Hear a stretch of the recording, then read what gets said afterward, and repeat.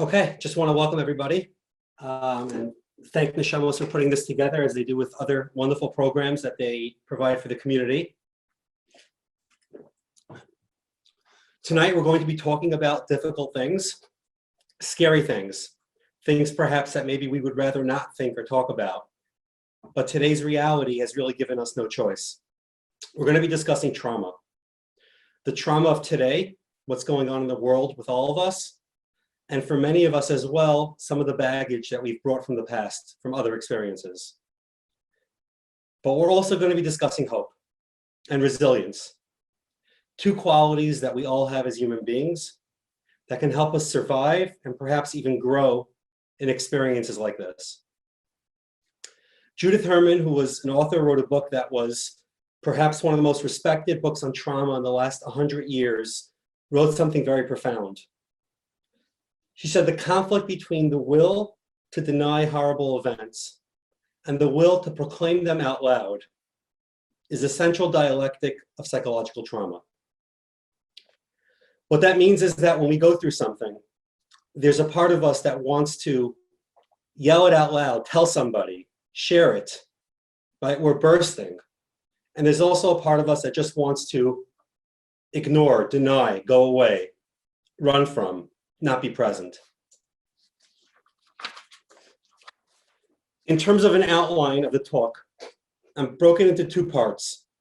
Part one is going to be more theoretical in understanding what trauma is and the effects that it has on us. And part two is going to be more practical, right? It's going to include tools for helping us cope and heal. There will likely be some overlap, but that's the basic outline.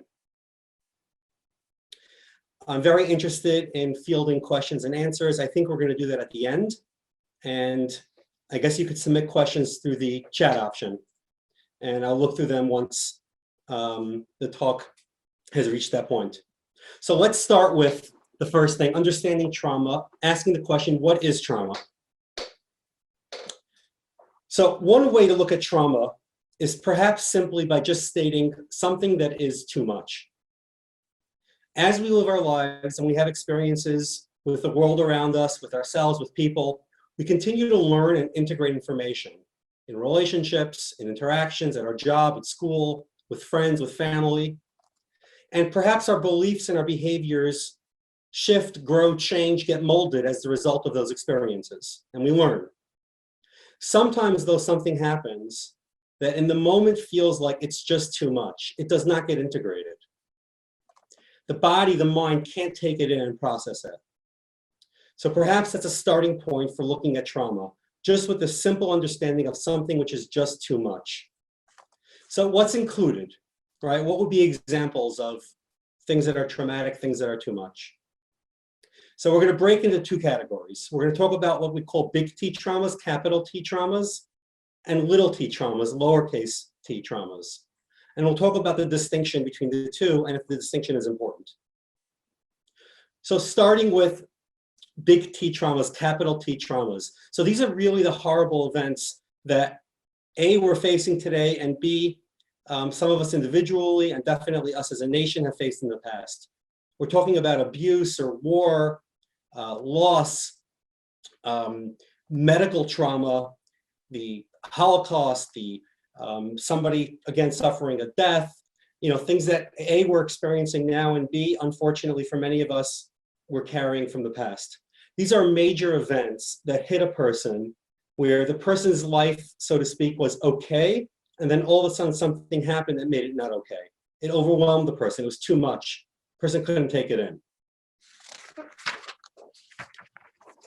This can happen from either directly experiencing one of these events, or even witnessing, or even being involved and exposed in helping others.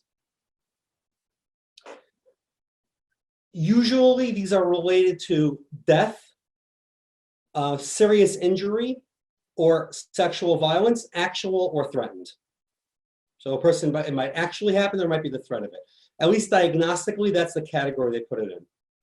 Moving to small T traumas. So small T traumas are more smaller events that happen repeatedly over time and kind of chip away at a person, like water dripping onto a rock. that maybe the first time or the first 10 times or the first 100 times doesn't really have an effect. But over time, again and again and again, starts making indentations in the rock. So this typically is, the examples are perhaps emotional abuse, verbal abuse, or more subtle forms of neglect. So maybe a child being told over and over again that they're stupid because they're not doing well in school, or being bullied over and over again. So it's not one major event that totally impacts the person, but it's the repeated events again and again and again, which eventually again starts eroding the person's self, the person's beliefs, the person's feelings. Within the big T trauma, within the first category, there are people that experience things one time, and then there's also what they call complex trauma, which is repeated over time. And that obviously becomes much more difficult to treat, and the symptoms become usually a lot more serious. Some people might be going through what's happening now and experiencing big T traumas. God forbid losing somebody that they're close to, somebody that meant a lot to them, family member, somebody in the community, and having a hard time digesting it. Some people might be experiencing small T traumas of just one thing going wrong after the next, maybe not feeling not directly impacted. But the truth is that when we're exposed to the level of information and the amount of death and the amount of details that we get today in 2020, when something like this is happening, there's no way it doesn't affect all of us. Nobody escapes it.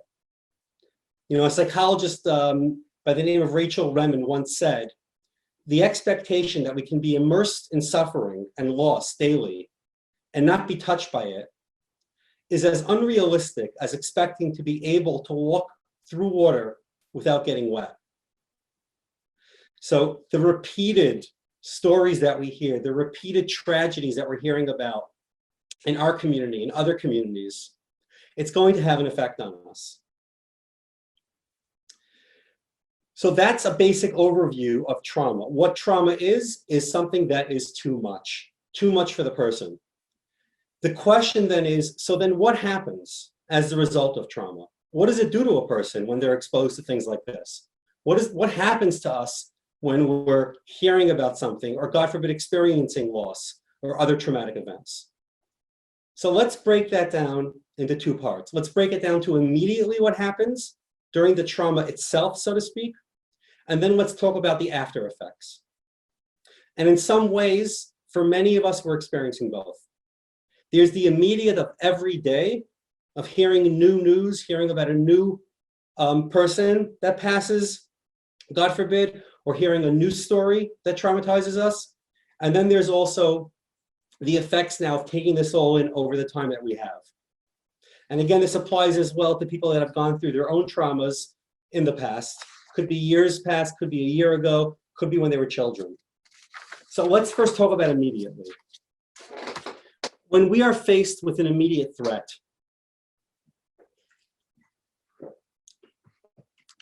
the way our bodies and minds are made to respond, there's an instinct for survival, perhaps the strongest instinct that we have. So when we're facing something that feels like a threat to our well-being or our life, we're going to do one of three things. We're either going to move towards the threat to fight it, we're either going to retreat from the threat and running away, or we're going to experience getting stuck in place and getting frozen.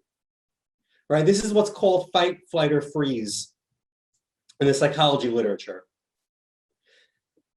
Different people are going to have different reactions, and in fact, the assessment that our brain does, which happens in less than a quarter of a second or less than a tenth of a second, is what is my best option here? If I can run, ideally, I'd like to run. If I can't run, but I can fight back, I'm going to push back. If I can't do either of those, I'm going to get stuck, I'm going to freeze. So that's in the immediacy of it, which explains why sometimes we're facing something and later when we look back on our reaction, we don't understand our reaction or lack of reaction. That's because, again, we're accessing other parts of the brain. And then there's afterwards. After the trauma happens, and there's no longer a current threat. Some people go on to develop what's called PTSD, post-traumatic stress disorder. Now, again, these symptoms can exist during the trauma as well. There are four categories of symptoms, four types of reactions that we have, and a person can have parts of all four, or just one, or two, or three. One type of symptom, one reaction that people have is the feeling of it being re-experienced. Even though it's over, there's a feeling, there's an experience of like it's happening again. It can be flashbacks, almost like remembering it as if it's taking place in present day. It can be even nightmares. It could be almost feeling like you're back in that spot again. So that's one category. A second category, a second type of reaction that people have, and again, you can have a mix of the bunch, is being on edge or hyperarousal, feeling completely unsafe. That again, even though the threat has passed, there's no longer a threat right now.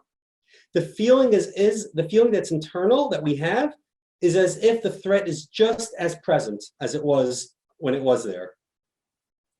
A third category is avoidance, is running away from, pulling away from. So that means inability to talk about, think about anything that reminds us of the trauma, of the difficult events. Now, again, I want to restate here that currently we are in the midst of trauma, in addition to trauma we've experienced. Both are happening now. So there's going to be a lot of overlap. And the fourth category is what they call negative symptoms, negative beliefs, and negative affect, which means starting to develop a different way of viewing the world as the result of what we've gone through.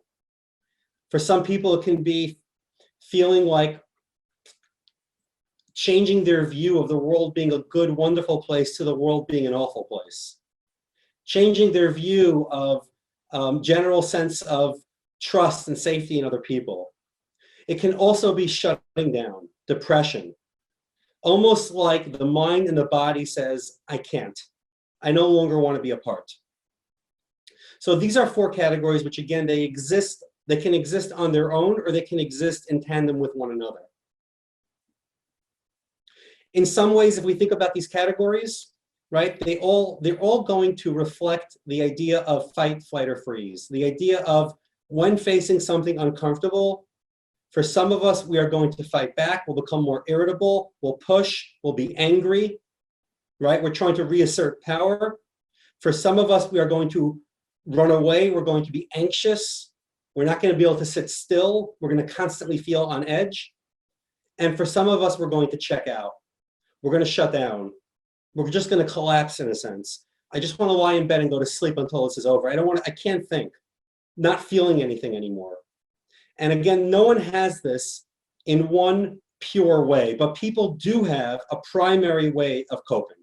And you'll find that people will either primarily react and cope with fight, flight, or freeze.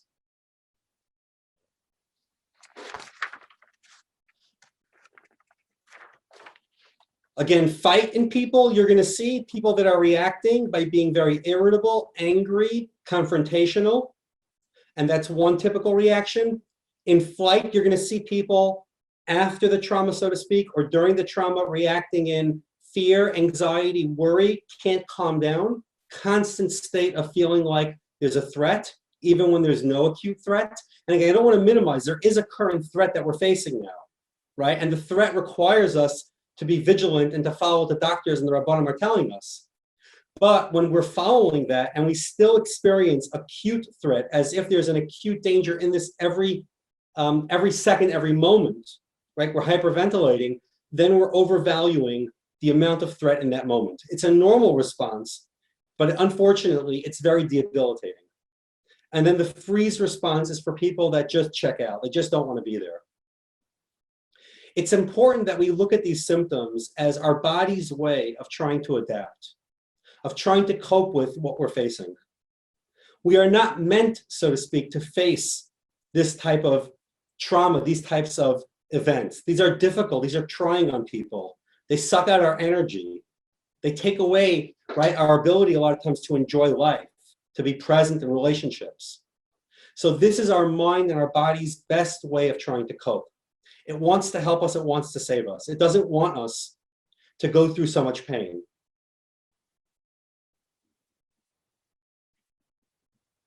The idea of freezing, the idea of shutting down, explains also the idea of what we call dissociation, of checking out.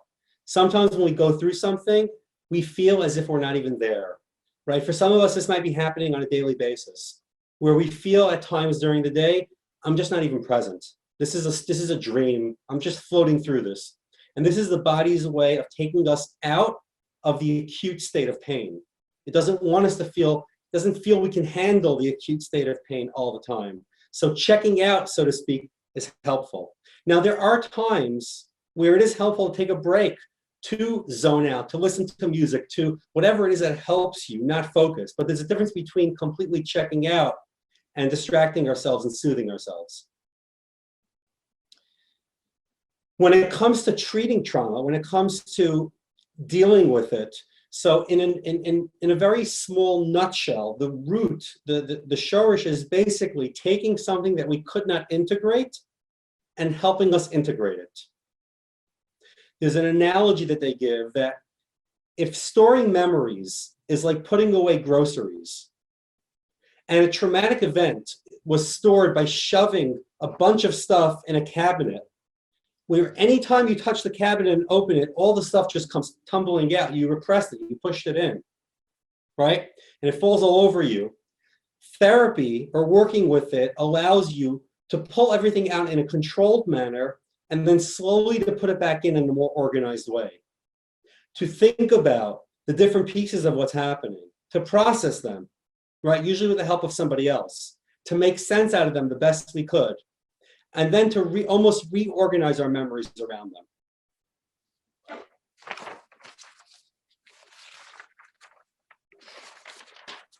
So I'm going to move now more towards the practical piece of what can we do, right, in terms of how we're going to cope with it. And this is really the bulk of what we're going to discuss.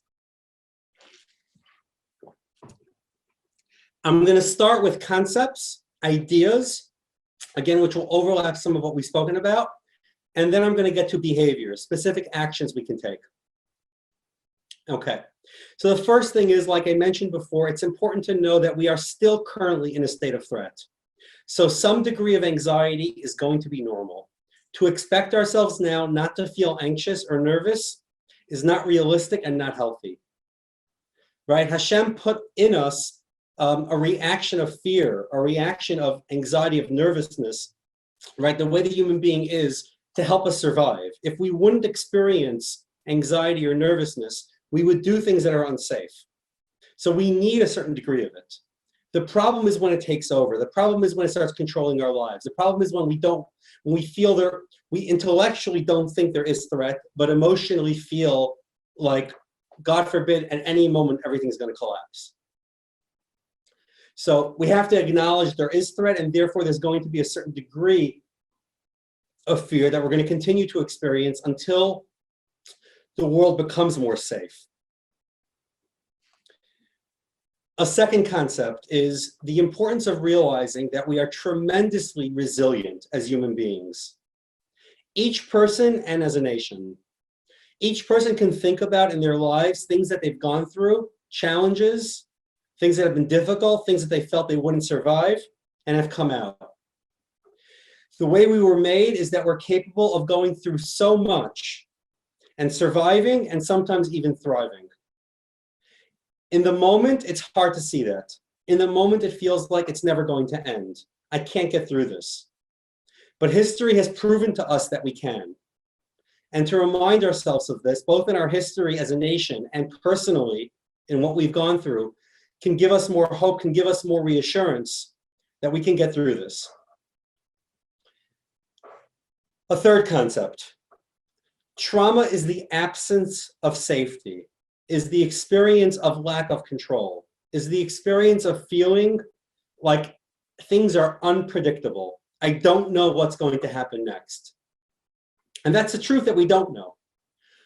One of the ways that we can cope with it is by creating predictability, control in areas that we are capable of, which means, for example, structure, right? We're living in a time now, a lot of people have told me that they experience the week, including myself actually, as almost like just days continuing until Shabbos. It's just one long day. Morning, night, what day of the week it is, what day of the month it is, almost doesn't matter. As human beings, we do well with structure. As Jewish people, we have structure built into our day.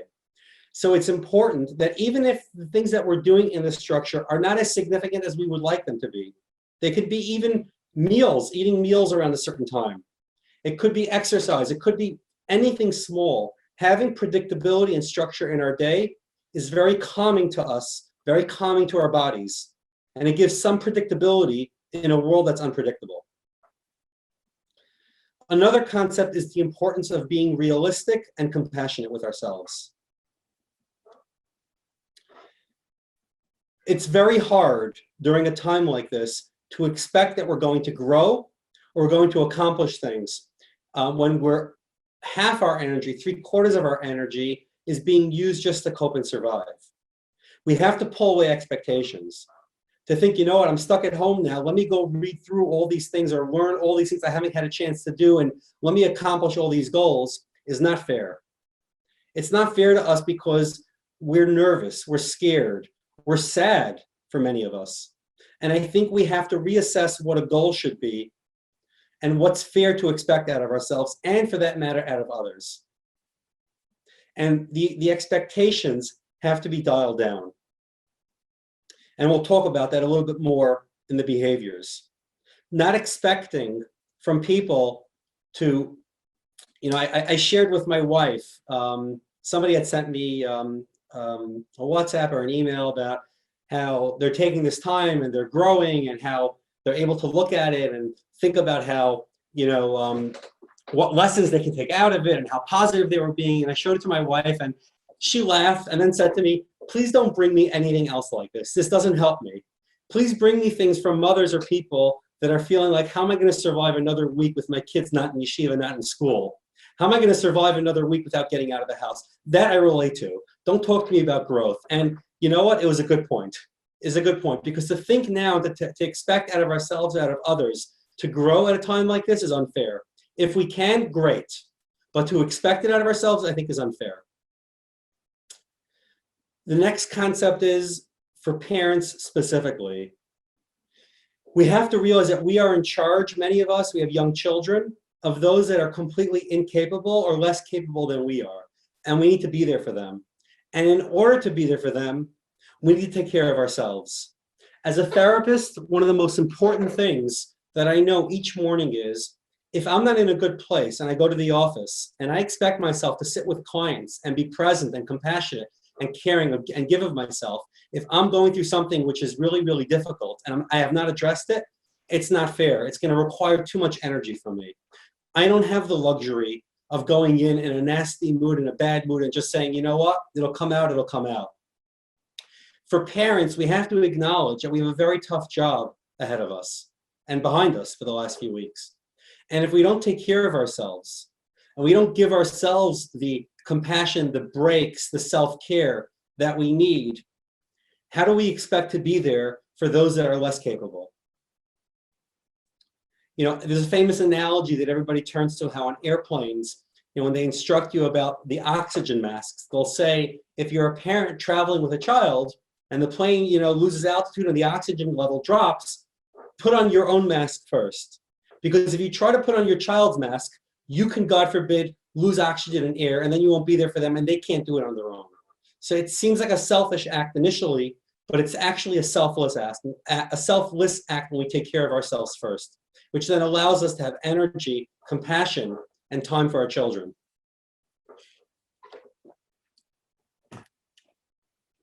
I remember I was working in a center where clients would come in for about 3-4 hours a day. It was a very high-risk population of clients that were really struggling, some with drugs and alcohol, some with other mental health issues. And unfortunately, one of the clients passed away, and in a very traumatic way. And the clients came in the next day, and so somebody that they were in groups with that they knew very well. And I had to first tell the staff about it. And I remember one staff member actually a social work intern, had a really, really strong reaction and a meltdown from it, really crying and couldn't like contain herself. And we were gonna have a group in an hour from then where we were gonna talk to the clients about what happened and process it with them. And the staff member came to me and said, is it okay that I cry in this group because I'm just feeling so much? And I said, 100% it's okay to cry. But the message you don't want to give over to the clients is that they need to take care of you. You have to be able to give over the message that I'm going to be okay. Yes, I'm sad, and yes, I'm suffering, I'm going to be okay. This is the same message that parents, as parents, need to give to our children, right? It's okay for our children to see us cry or see us suffering or see us struggling, but it can't be that we give the message to our children of, we need your help. They have to, for them to feel safe, they need to know that they're being taken care of. And this is really important. I'm going to shift now towards behaviors and actual actions that we can take, which I think can help us. And for different people, you're going to find different behaviors and different ideas work better than others. And what I'll suggest to you, take what you like and leave the rest. If something doesn't make sense to you, something that I said prior, something that I'm going to say, drop it, forget it. If something does feel like it resonates and it's going to be helpful, great, utilize it. Not everything works for everybody. So the first behavior that I'm going to suggest is what some people call the ability to be mindful, to take a step out of the situation that we're in and to almost look down at ourselves and our families and how we're coping. And almost to ask, like in a way that feels separate, in a way that feels detached, so how am I doing with this crisis? How am I managing? What about this is really difficult for me? What about this do I seem to be handling well? Where do I need more support? Where am I worried about others in my family? But to almost take a step out. Sometimes we just function as robots. We just respond. And then a week, 2, or a month goes by, and we look back and we're like, wow, how did I respond like that? Or why did I respond like that? So taking a step out, sometimes with another person, sometimes with a spouse or a friend, and saying, so how are we doing? What's working well, what's not working well, is an important thing. The next thing is to identify what are my actual fears and beliefs about what's happening. We all have underlying fears and beliefs, and many of them can be different from our friends or family members. Some of us is an underlying belief of this will get better. It's just a matter of time. For some people, it's my life will never be the same again. For some people, this is too much. I can't cope with it, right? First is the ability to recognize what are my fears? What am I afraid is going to happen? And what are my beliefs currently about what's happened, the impact it has had on me and on my family?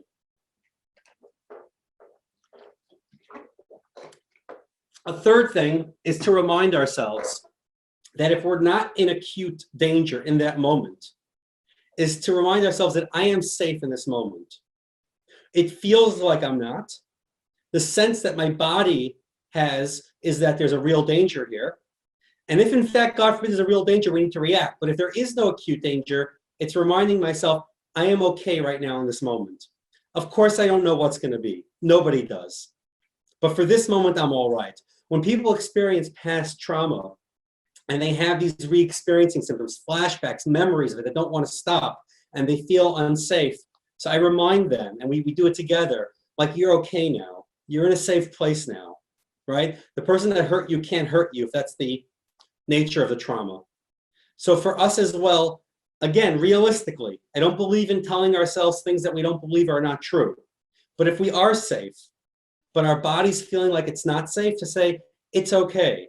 Almost like letting our bodies know it's all right.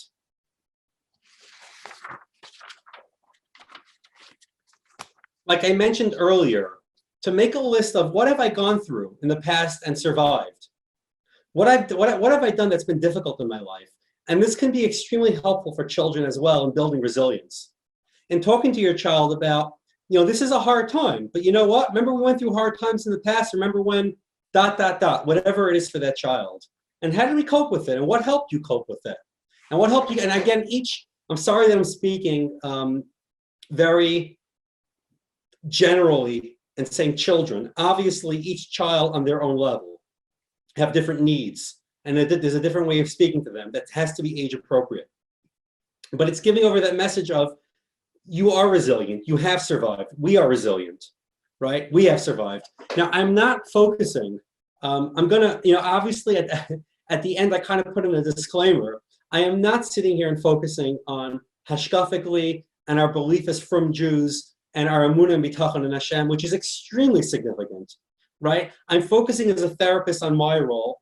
And of course, as much as we can integrate from Judaism, from Yiddishkeit, that can be supportive and helpful, we should. But I want to approach it as a therapist for this talk. The next concept is, we talked about not expecting as much out of ourselves as we would normally do, perhaps, and focus on the fundamentals. What's most important for me to get through the day? What do I want to make sure that I'm doing that's keeping myself healthy and safe? What's most important for my children? Maybe it's not the time to focus with my children on their eating too much candy and to take that battle. Maybe now's not the time to work on curfew, where it should be exact. What's most important? What will matter in 6 months from now, in a year from now, right? Not to put extra undue pressure that we don't need on ourselves. It's unfair. We talked about creating routine and structure, both for our children and for ourselves. Children thrive on routine and structure. It doesn't have to be significant. The structure can be that in an hour from now, we sing a song, and we sing a song at 12 o'clock. Okay, great. Or at this and this time, this is when we eat our meals, and this is when we have snack time. The more we provide, not rigid, but the more we provide in creating a structure to the day and creating predictability around the day, the safer it feels to us and to them. The next one is super important, and I think for different people, applies on different levels. This is around the exposure that we allow ourselves to have to media, social media, even friends talking about it, and the constant news feed that we take in. This is not helpful. The goal of news is twofold. Their second goal of news media outlets is to give us information, but that's their second goal. Their first and primary goal is to pull our attention. And that works best by being dramatic. That works best by using words that are intense, that pull you in negatively, not positively. People are drawn more towards bad news, towards tragedy, towards crisis. So the news articles are geared towards triggering you. And if you expose yourself again and again and again, you're not getting more information. You're just getting more and more traumatized. Even in the secular world, there are many suggestions that, and websites that are saying, take one news outlet that is not sensationalized, maybe a hospital's news outlet, and leave yourself access only to that once a day. That's it. Turn off your access to all this extra information. It's not making us calmer or healthier. It's just raising our anxiety and reinforcing again. It's not safe, it's not safe, it's terrible, it's horrible. All these things, it doesn't help.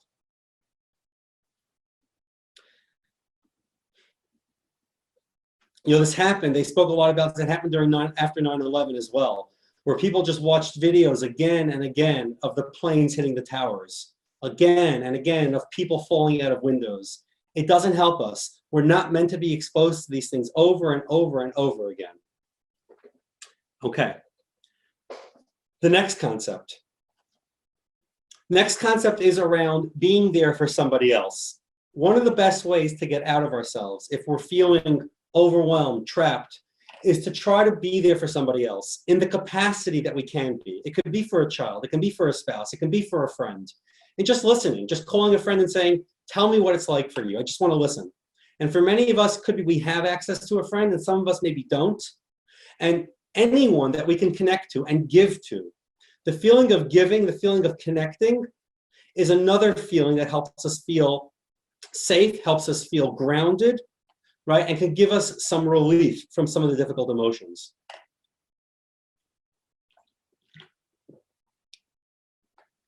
It's also important to know who it is that when we're connected to results in us feeling better. And unfortunately, maybe there are some people in our life where when we speak to them, it makes us feel worse. maybe because of something they're doing purposefully, maybe not, they don't mean to do it, but maybe it's too much for us, and we need to be aware of that.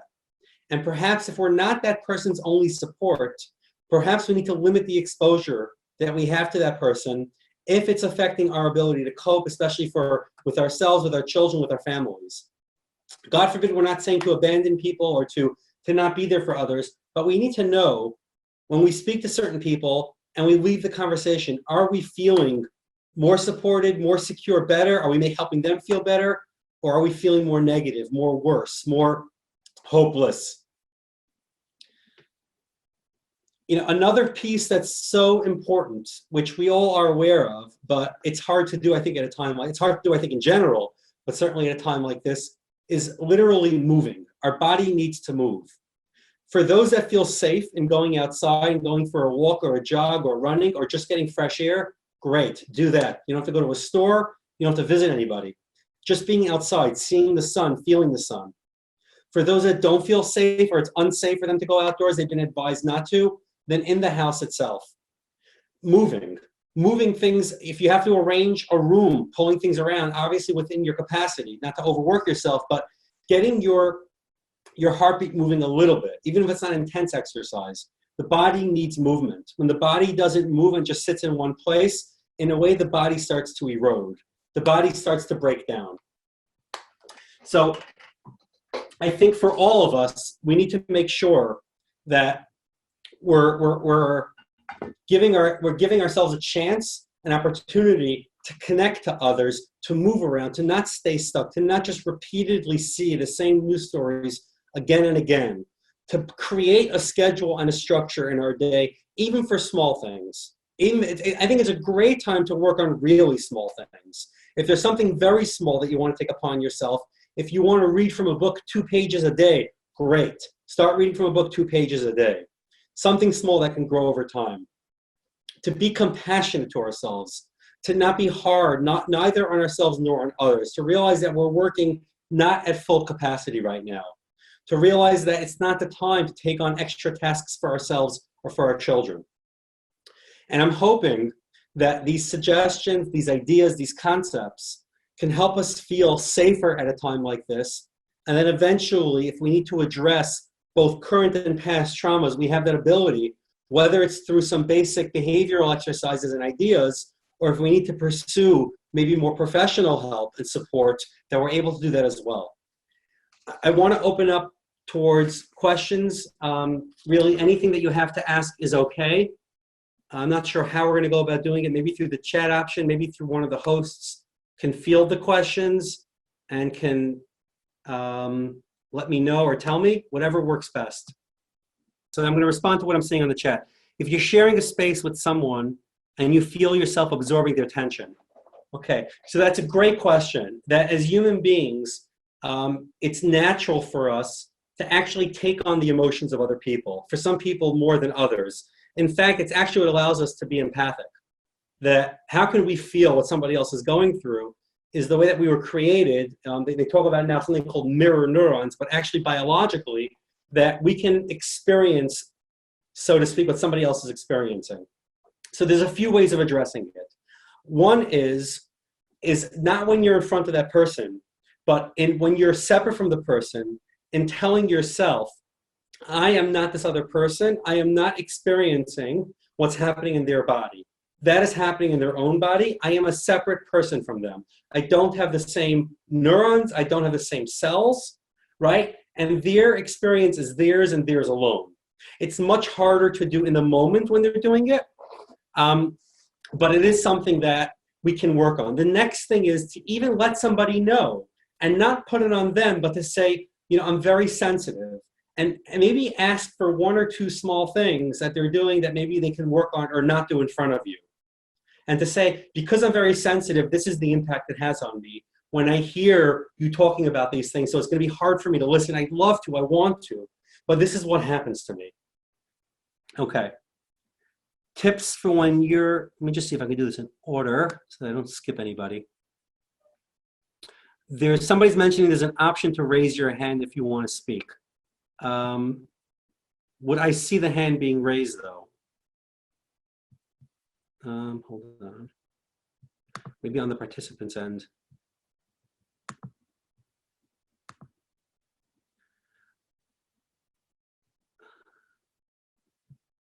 You know what, I'm not sure how to work with the raising hand, so I'm going to read through the comments that come in and try to answer them in order.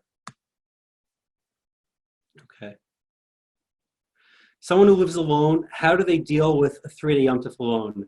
That is a great, great question, which honestly has really been something that a lot of therapists and Rabbanim have been addressing, both in my community and other communities, over the last week or so, including setting up hotlines, God forbid, for people that are not feeling safe. So for people, I think there's 2 levels of people being alone. I think there's a level of being alone where somebody who cannot leave their apartment or house because of a lack of safety. That's a higher level. And then there's a level of being alone where you could get outside, which I would strongly encourage, right? Obviously with keeping safe distances, but you're not going to be with anybody else maybe during the Seder or during other things. I was thinking to myself, how would I cope with a 3-day Yom Tov if I was stuck alone? My first answer is, honestly, it would be extremely difficult. I would turn to the things that I find in my life reassuring and connecting. I would have pictures of loved ones.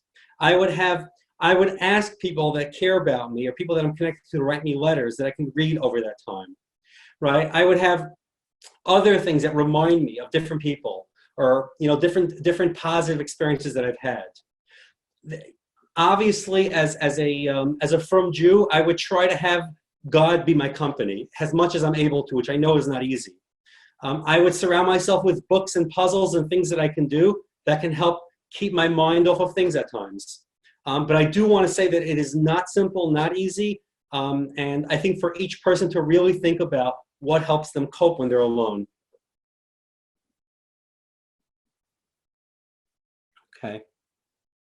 What if you're taking care of your mom and your family? I'm not sure specifically what that means. I'm guessing that it becomes really hard for you is to understand you are not a superhero. You have a limited amount of energy, ability, and patience. And to be able to acknowledge that you need breaks, to be able to acknowledge to the people, and that's where it goes to the fundamentals. It goes to, are these people safe?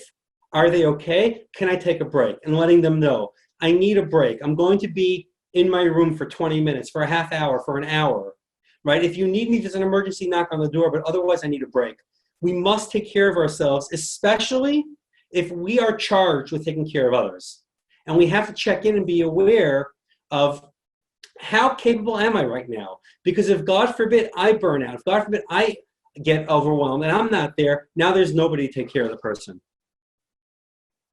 How to deal with emotional stress eating.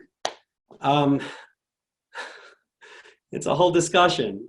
We all turn to things that soothe us when we're under stress. We all do. With all the things that work. Some are more healthy than others. The first thing is if we're able to not to surround ourselves with the foods that we typically will turn to and rather replace them with healthier things. I know it's not easy, especially if we live in a family or other people live there where it's not up to us what gets brought into the home and what's there in the cabinets. What I would suggest is if there's somebody safe that you can make a plan with, who you live with, that means somebody who's not going to criticize you, somebody who'll be supportive, somebody you could check in with, to sit with them and make that plan and to say, this is what I can do when I feel stressed, and I'm going to come to you and check in with you about how I'm doing over Yom Tov. These are okay snacks. These are not okay snacks. Can you encourage me? Can you support me, not beat me up if this happens? You can do it with somebody before Yom Tov if you don't have anyone else you're living with, and to tell them you're going to check in with them after Yom Tov. But I think we need to plan. I think we need to plan ways of not making it easy for us to turn to it, and then also what we can replace it with. Not to just say, I'll just have to use self-control. Because in the moment when we're overwhelmed, we're going to need something to soothe us. Okay. Tips for when you're all alone and isolated because you're contagious. So again, I think it's different on Yom Tov and Shabbos than it is during the week. Because I think For many people, the need for connection is very strong at a time like this. And during the week, when we're able to access, whether it's something like this, someone on a computer, or call people, or talk to people on the phone, it's really helpful, versus over Yom Tif, where I tried my best to address it in the past response. And again, I do want to mention, it is not easy. And to think that it's just going to be, oh, just do this, this, and this, and you'll be fine. It's going to be challenging. I think it's challenging for any human being to be alone for 3 days and not have access to others, especially at a time like this. How do you manage to be there for both? Yeah, so that was hopefully, I touched on that in the past response. My fear of getting someone else sick is even greater than my fear of getting sick. How do I not see myself as a potential bomb that can kill someone? So this is a great question that sometimes people almost like they'll be okay neglecting themselves, but they'll be hypervigilant about others. So 2 things. First of all, not for now, but it's worth thinking about why that feeling is only about other people. You should have the same feeling towards yourself, and you should be concerned and nervous. You're just as important as anybody else. That's A. B is, there's a rule within psychology, and I think it's the same halachic rule within Judaism of being normal. Normal means I follow what I'm being told by the Rabbanim, by the doctors. I am not smarter than them, more careful than them. I don't have to worry about the things they're not telling me to worry about. I have to be normal. And I have to trust that I'm going to do my best, and that's all I can do.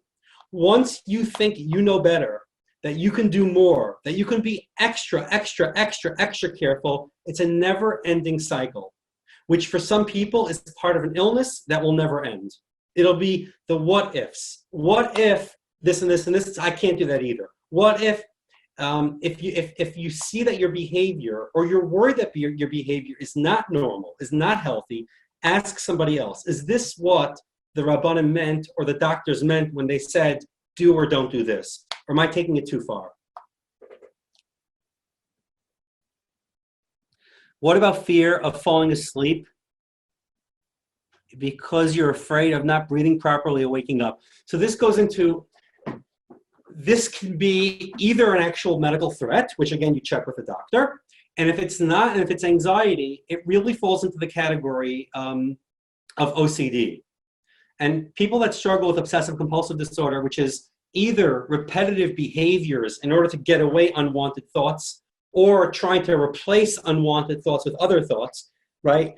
A lot of times we'll need treatment, because that's a great example of the body experiencing a higher level of threat than there actually is, right? The body is saying, how do I know what's going to happen? Truth is, none of us know anything. How do I know that the room I'm sitting in right now is not going to collapse any moment? How do I know a bomb's not going to hit?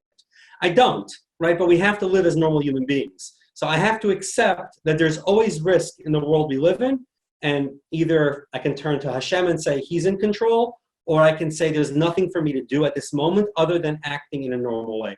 This is a simple answer, and for some people, they're going to need actual therapy to do it.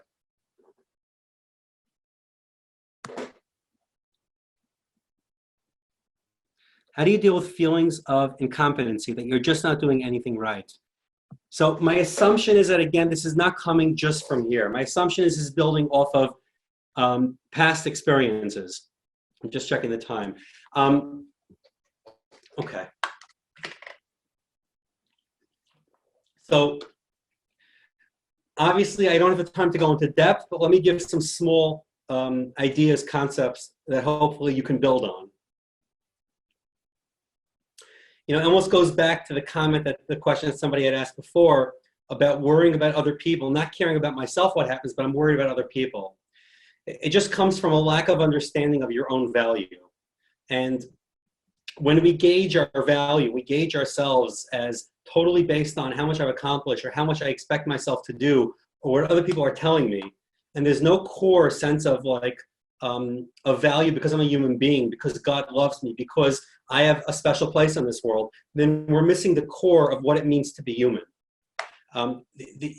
We typically treat ourselves, for some that are harsh on ourselves, in ways that we would never put up with other people doing.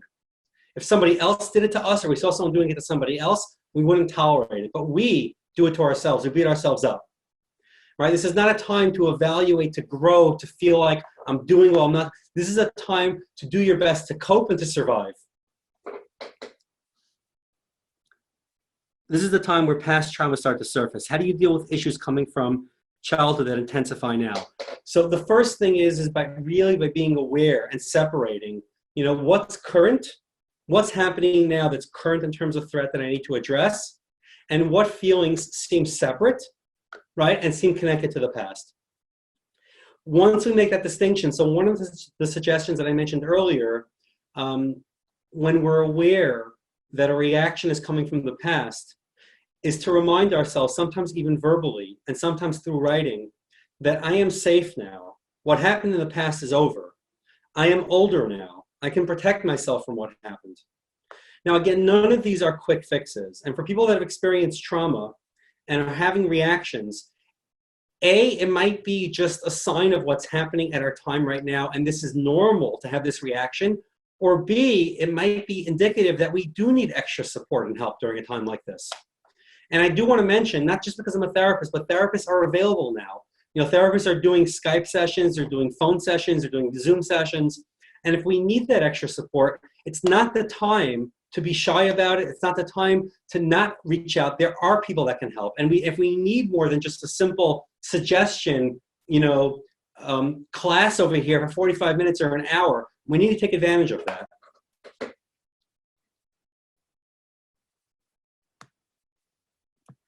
Can you work on anxiety in general at a time like this? Much harder, much, much harder. But let me throw out some general tips that might be helpful to other people. The tips that I have found behaviorally, the tips that I have found to be the most helpful with clients. So one tip, it's very simple, it's very funny, but it's something that's called worry time, which is if you find yourself chronically worrying about the same thing. So what that means is that there's a part of you that believes if I worry about it long enough, I can prevent it from happening or think of a way that I'm going to deal with it. And it's not true. It's just obsessive worrying. So what I'll have a client do is schedule specific times of the day that they're going to worry. And they actually are supposed to worry during those times. So they'll say, let's say initially, maybe it's 3 times a day, 5 times a day, 10 minutes, a half an hour. And I tell them, take out a pen and paper or sit with yourself and speak out loud or to yourself what you're worrying about, what you're afraid might happen. But not during those times. You start worrying, let's say an hour later, you take out a pen and paper or you tell yourself, oh, this is for worry time. I'm going to get to this worry later. And refocus on what you're doing. You can slowly cut back on the worry time as you feel yourself getting bored with it. I remember that we use this technique. I worked in a inpatient drug and alcohol rehab. I remember one morning I walked into a client's room. He was late for therapy, and he was just sitting on his bed, and he was deep in thought. I asked him, so what are you doing now? He said, oh, now I'm worrying. And that was his worry time. So he had to finish worrying before he was able to go into session. So that's one thing. A second thing for anxiety is not running from what it is that we're worried about, and rather sitting with it. So that means there's a natural reaction when we're scared about something, right? That one part of us is trying to get us to think about it a lot. One part of us is trying to push away the worry. But rather in asking, what am I most afraid is going to happen, right? Playing it out. And then there's a distinction between people with OCD and people that perhaps are just in this situation being triggered and it's overvalued. Where with somebody with OCD, it's going to be hard for them to create the distinction between what's realistic and what's not. And for people that perhaps it's more transient, they're able to, by seeing, wow, so my worry is that life will never turn back to normal. Okay, and if that happens, I'm going to be stuck in my home the rest of my life. And if that happens, I'm never going to be able to have friends. And if that happens, and when they play it out to the end, it sometimes takes away some of the intensity of what they're struggling with. For some people, mindfulness is very helpful. Mindfulness is a form of meditation in which a person focuses on the present moment. I can't get into detail about the best way to do it now because there's not enough time. But if you're interested to look it up, and maybe Neshamos can put a link towards it or some information on it, Sometimes it involves just focusing on your own breathing. Sometimes it involves focusing on something else. And you can train yourself to become more present in any given moment. I'm going to answer one question, and then I'm going to wrap up.